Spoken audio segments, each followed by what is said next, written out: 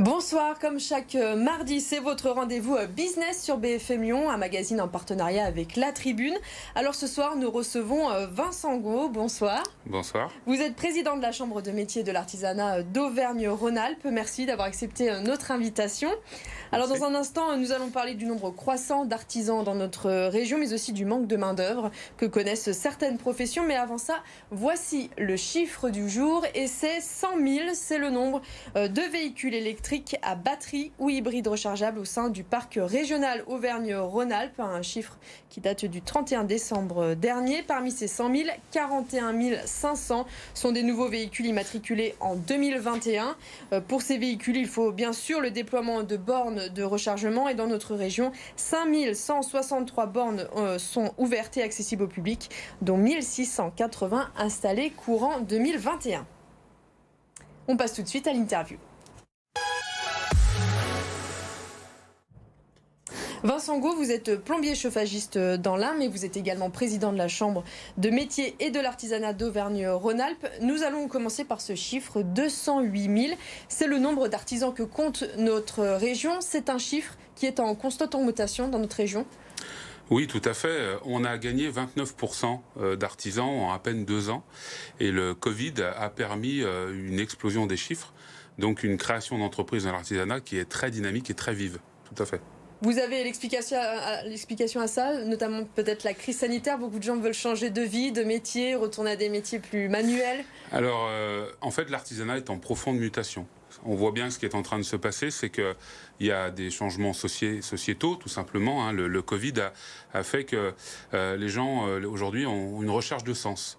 Et l'artisanat permet ça. C'est pour ça qu'on a vraiment une création qui est très forte. Le salariat, on va dire classique aujourd'hui, n'est peut-être pas la meilleure issue pour certains. Donc ils viennent dans l'artisanat, ce qui fait qu'on a vraiment une belle dynamique. Est-ce qu'il y a des métiers qui attirent plus que d'autres, ou c'est tout corps de métier? Pas spécialement. On a l'artisanat aujourd'hui, c'est 250 métiers. Donc ça couvre, ça va du prothésiste dentaire au fleuriste, au plombier. Aujourd'hui, tous les métiers sont concernés par une hausse importante. Alors donc, vous le dites, beaucoup de gens veulent se lancer dans l'artisanat, mais une fois lancé, le plus dur, c'est bien sûr de perdurer. Beaucoup d'entreprises mettent la clé sous la porte au bout de quelques années seulement. C'est quelque chose que vous voyez souvent? Alors oui, l'artisanat est très vif, donc une augmentation forte, mais l'artisanat est aussi un petit peu plus fragile.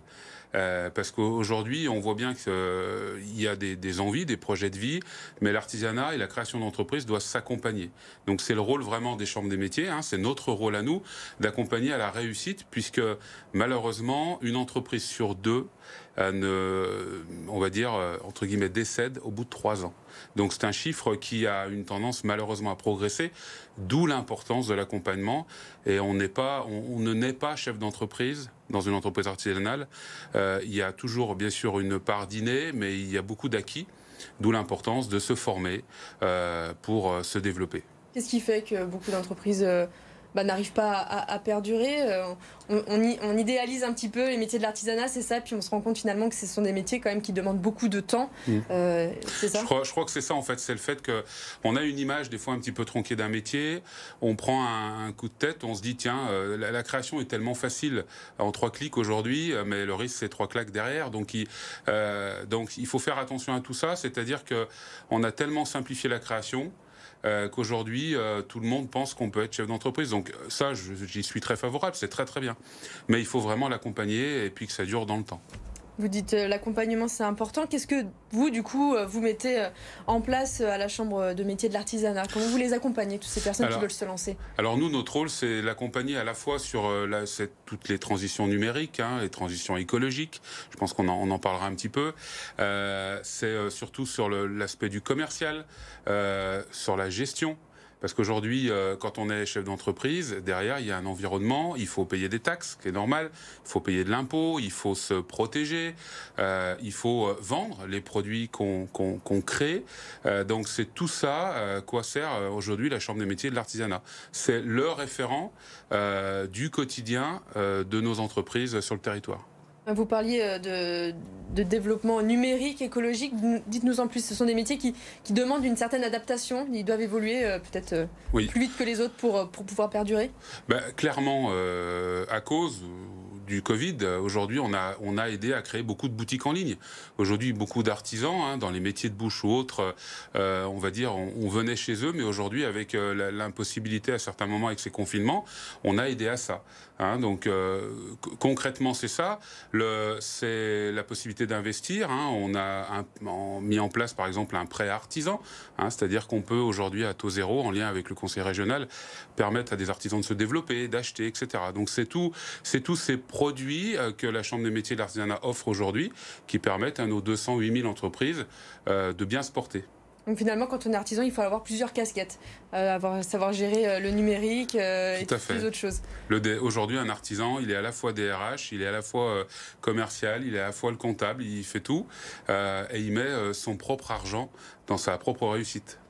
Alors dans le secteur de l'artisanat, il y a de gros soucis de recrutement, un manque de main-d'œuvre qui s'est accentué avec la crise sanitaire. Est-ce qu'il y a des secteurs qui sont plus touchés que d'autres ? Non, tous les secteurs sont touchés aujourd'hui. Donc nous, on essaye de mettre en place des choses pour aider au recrutement des chefs d'entreprise, même si on sait très bien qu'en Auvergne-Rhône-Alpes, on a une région qui est très dynamique, donc un taux de chômage qui est plutôt très bas, donc c'est compliqué. Mais aujourd'hui, en travaillant avec l'ensemble de nos partenaires, ce qu'on demande juste dans l'artisanat, c'est une envie, un savoir-être. Et les artisans sont en capacité de donner du savoir-faire. Voilà, donc on travaille sur tous ces sujets pour que nos entreprises artisanales, qui ont beaucoup de travail en ce moment, avec des carnets de commandes qui sont très remplis, puissent remplir leur mission. Parce que nous, on parle souvent sur cette antenne du manque de personnel, notamment chez les restaurateurs. C'est quand même quelque chose, c'est quand même une profession qui est quand même très touchée par ce manque de main-d'œuvre. Alors pour les restaurateurs qui sont aussi chez nous, bien sûr, mais ça va permettre aussi de se remettre un petit peu en cause. C'est-à-dire qu'on a quand même des métiers qui, des fois, n'ont pas su faire leur mutation. Donc, moi, je dis souvent, d'une crise, faut en faire une opportunité. Donc, pour les métiers de la restauration, par exemple, ils travaillent à faire évoluer leur image, à faire évoluer les conditions salariales, ce qui est très, très bien, comme beaucoup de secteurs de l'artisanat. Donc, oui, c'est difficile à l'instant présent, mais je sais la capacité de nos artisans à relever le défi.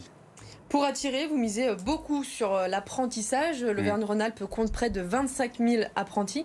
Pour vous, c'est primordial de favoriser ça, l'apprentissage chez les jeunes? Alors, c'est la base de tout. C'est-à-dire que l'apprentissage, donc 35% des apprentis sont issus de l'artisanat. Nos apprentis sont nos futurs chefs d'entreprise.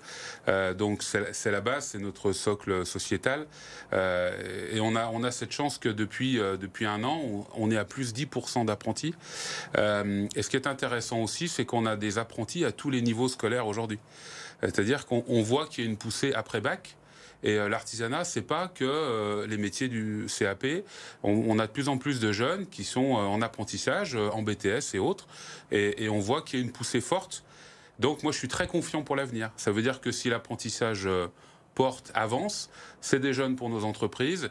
Et c'est un renouvellement et c'est de belles histoires pour l'artisanat.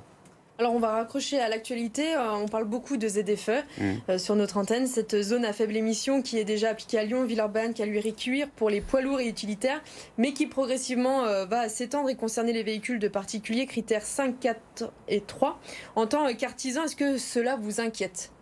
Est-ce qu'il y a une réelle inquiétude dans la profession de ne plus pouvoir circuler tout simplement en métropole? Alors oui, pour nous, c'est une réelle inquiétude. Alors, les artisans, ils ne sont pas contre l'idée de cette transition énergétique et écologique. Il faut qu'on passe à un autre modèle, on est bien d'accord. Le problème, c'est le calendrier. C'est-à-dire qu'aujourd'hui, quand vous demandez, dès 2023, vous interdisez, on va dire, le Kangoo classique qui est en critère 3, c'est pas acceptable pour nos artisans. Sachant que la durée de vie d'un véhicule dans une entreprise artisanale, c'est 8 ans et demi. Donc, nous, aujourd'hui, on n'est pas contre ça.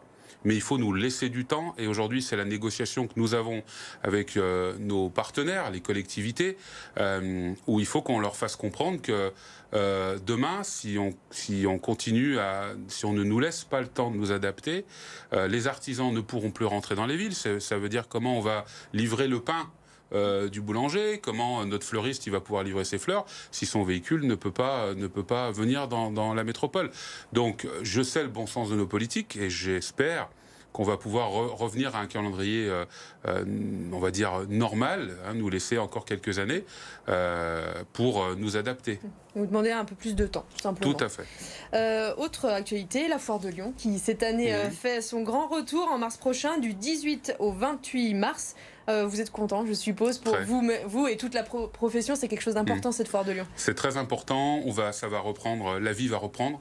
La Chambre des métiers, on est présent avec un espace qu'on anime pour l'ensemble de nos artisans, avec un accompagnement particulier. Moi, je suis très heureux. C'est la vie qui reprend, peut-être en plus sans masque, on verra. En tout cas, quel plaisir de reprendre ces allées et puis de pouvoir partager des moments et puis que nos artisans puissent proposer, démontrer et vendre leurs produits. Merci Vincent Gault d'avoir été notre invité. On passe tout de suite à l'agenda. Et on termine ce Lyon Business avec donc l'agenda, une date importante. Dans un peu plus d'un mois, le 24 mars prochain, se tiendra le salon Made in PME, organisé à Eurexpo par la CPME. Cet événement est le rendez-vous business des entrepreneurs en Auvergne-Rhône-Alpes. Durant une journée, des tables rondes, des conférences seront proposées pour permettre aux entreprises de la région de se faire du réseau et d'être accompagnées dans leur développement. Tout cela pour aider la relance économique après ces 2 années très compliquées. Merci beaucoup d'avoir été notre invité, Vincent Gault. Merci à vous de nous avoir suivis. Très belle soirée. L'info se poursuit sur BFM Lyon.